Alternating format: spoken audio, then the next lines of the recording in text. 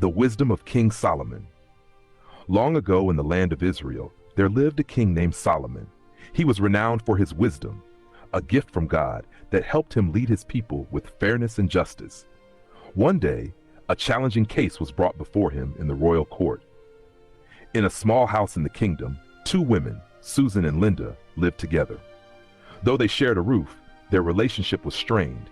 Susan had recently given birth to a baby boy, and 3 days later, Linda also gave birth to a son. Both women cared deeply for their children, but tragedy struck one night. Linda accidentally rolled over her baby in her sleep, and by morning she awoke to find her child had passed away. Overcome with grief, she devised a desperate plan. While Susan slept, Linda secretly swapped her lifeless baby with Susan's living one. At dawn, Susan awoke to nurse her child, only to discover he wasn't moving. Heartbroken, she looked closer in the morning light and realized the baby wasn't hers. Panicked, she rushed to Linda's room and found her holding the living baby. "That's my son," Susan cried. "No, this is my baby," Linda retorted. The argument quickly escalated, and neither woman would back down. They decided to bring the matter before King Solomon, trusting he would settle it fairly. In the palace, Susan explained her side of the story. "My lord, this woman and I lived together. I gave birth first, and 3 days later, she had her child. One night, her baby died, and she secretly switched her dead child with my living one while I was asleep. When I woke up and saw the dead child, I knew it wasn't mine. She has my son." But Linda interrupted. "No, the living baby is mine. The dead one belongs to her."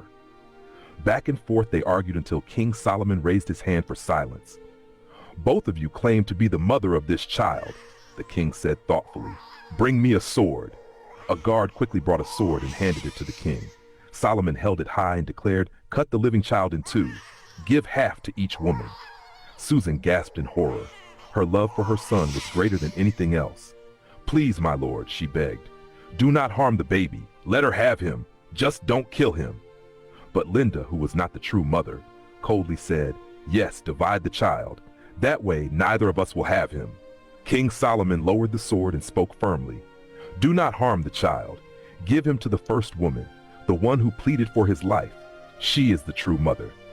The court fell silent as the wisdom of King Solomon became clear. Susan wept with joy as her son was returned to her arms, and Linda was dismissed in shame. News of the king's wise judgment spread throughout the land, and the people marveled at the wisdom God had bestowed upon him.